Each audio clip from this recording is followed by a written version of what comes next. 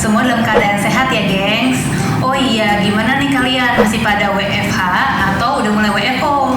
Iya, welcome ya gengs di episode pertama kita. Thank you banget udah stopping by di channel kita. Kita dari arah hukum, mau sharing info-info tentang hukum sambil ngobrol santai. Semoga bisa bermanfaat buat semuanya. Oh ya Cek, kalau gue sih masih WFH nih sampai 2021 nih kayaknya. Kalau lu gimana Cek?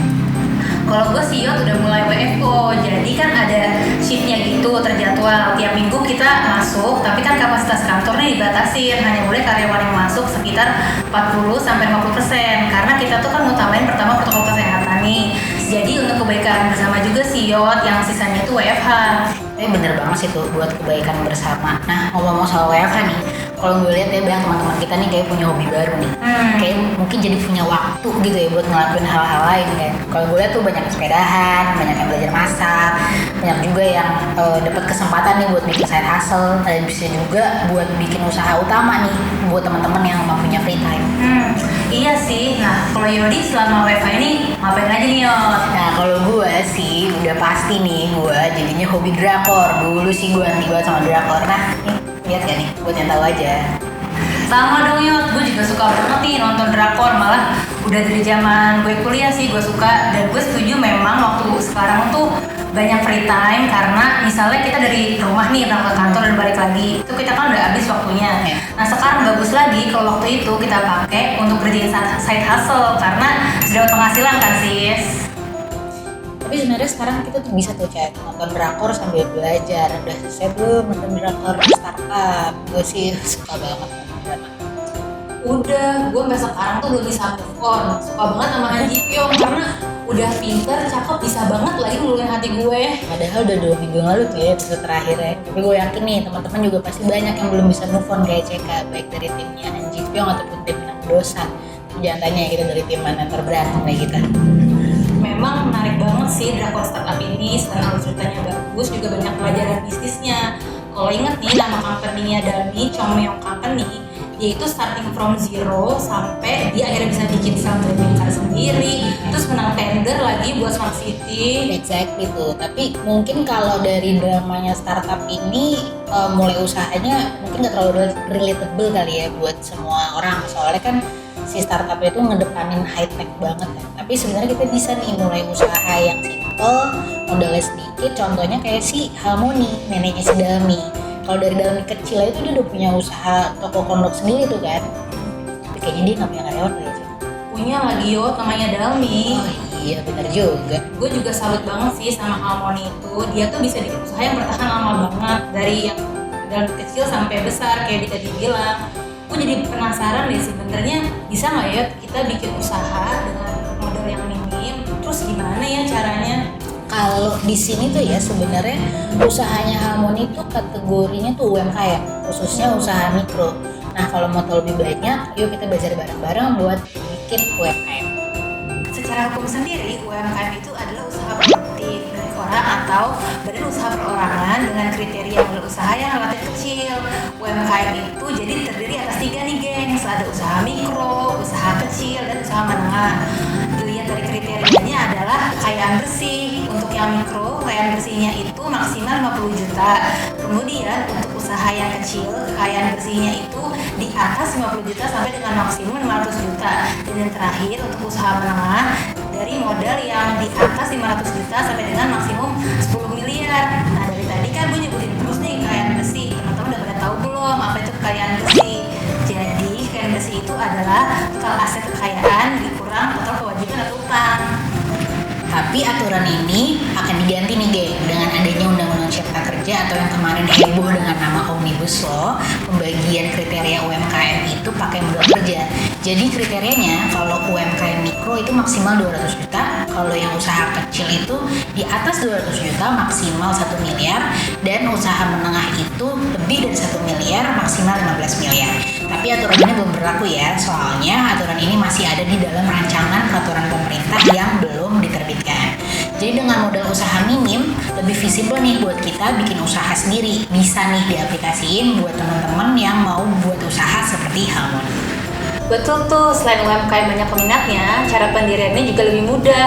modalnya sedikit, fleksibel untuk kegiatannya, less ribet juga karena minim birokrasi. Tertarik kan untuk teman-teman buat usaha UMKM seperti Harmoni, apalagi teman-teman yang udah siap nih modal dan juga ide usahanya. Caranya gampang, kalian bisa ikutin step yang kita share sebagai berikut ya geng. Yang pertama, lebih bagusnya sih kalau kalian mendaftarkan usahanya, atau bahasa kerennya itu secara Omnibus Law namanya kalian punya izin perizinan berusaha. Caranya kalian bisa sign up langsung secara online semuanya di websitenya oss.go.id atau dikenal dengan online civil submission, pelayanan perizinan berusaha terintegrasi secara elektronik yang memang disediain sama BKPM. Selain itu kalian juga harus siapin nih KTP dan surat keterangan setempat dari RT karena bisa ditanyain tuh ketika kalian sign up. Kita juga mau share informasi nih geng, kalau berdasarkan Omnibus Law, pendirian UMKM itu dikasih beberapa kemudahan seperti less ribet, tadi yang kayak CK bilang, less ribet untuk pendaftaran UMKM-nya dari website OSS, pembebasan biaya perizinan untuk usaha mikro, dan keringanan biaya perizinan untuk usaha kecil. Nah ada lagi yang lebih oke, sekarang UMKM itu bisa juga didirikan dalam bentuk perusahaan, atau kalau nama kerennya nih di bahasa hukum itu perseroan terbatas atau PT, dengan hanya satu orang pemegang saham aja. Nah geng, tapi udah tahu belum, udah ngerti belum kenapa itu jadi keren cuma satu orang pemegang saham? Nah karena di UPT itu diatur pemegang saham untuk PT itu harus 2 orang. Nah tapi mungkin lain kali ya kita bahas di episode lain, soalnya panjang lagi. Oh ya nih cek, ada juga nih informasi tambahan terkait dengan pendirian PT untuk usaha mikro dan juga usaha kecil. Ada keringanan biaya juga, tapi peraturan terkait dengan keringanan biaya ini tuh masih disusun, soalnya harus menyesuaikan dengan peraturan terkait dengan PNBP, yaitu penerimaan negara bukan pajak. Wah, ternyata banyak ya benefitnya kalau menjadi UMKM terdaftar. Selain dapat kemudahan pendaftaran, perizinan, juga dapat kemudahan akses lainnya seperti pembiayaan, pembinaan, dan insentif-insentif. Nah bener nih, terkait dengan pembiayaan, kemarin tuh ada data dari Investor Daily tanggal 6 Desember. Jadi pemerintah tuh udah nyiapin dana dukungan untuk UMKM sebesar kira-kira 123,46 triliun gitu kalau nggak salah ya. Nah dia itu jadi pemerintah tuh udah kasih dukungan ini melalui dengan kredit usaha rakyat. Nah jadi ternyata ini sesuai nih sama aturan yang ada di Omnibus Law bahwa pemerintah pusat dan pemerintah daerah itu akan menyediakan pembiayaan untuk usaha mikro dan usaha kecil. Oh gitu. Nah kalau itu kan tadi pembiayaan dari pemerintah ya. Sebenarnya kita bisa juga loh dapat pembiayaan dari bank atau lembaga pembiayaan dengan cara ngajuin pinjaman. Biasanya bank atau lembaga pembiayaan itu akan memberikan syarat tertentu seperti perizinan yang lengkap, laporan keuangan bagus, dan jenis kegiatan usahanya jelas. Dan ketika kita memenuhi semua persyaratan itu, maka UMKM kita disebut bankable. Dan once UMKM kita disebut bankable, maka akan lebih mudah untuk UMKM dapat pembiayaan dan pinjaman.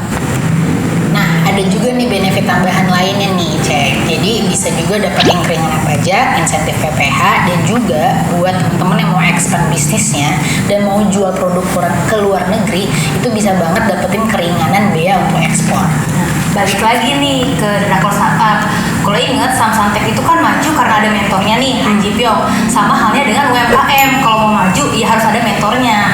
Nah, dengan terdaftar menjadi UMKM, teman-teman itu bisa dapat free workshop loh dan pembinaan dari Dinas UMKM seperti yang teman-teman UMKM Jogja pernah dapetin. Mereka itu dapat free workshop cara pembuatan SOP dan juga sistem manajemen keuangan berbasis aplikasi. Oh, menarik juga ya. Nah, inget-inget tentang Samsung Tech nih, gue jadi inget nih ya. Kemarin kan Samsung Tech tuh sempat diakuisisi kan itu sama Tusto ya kan.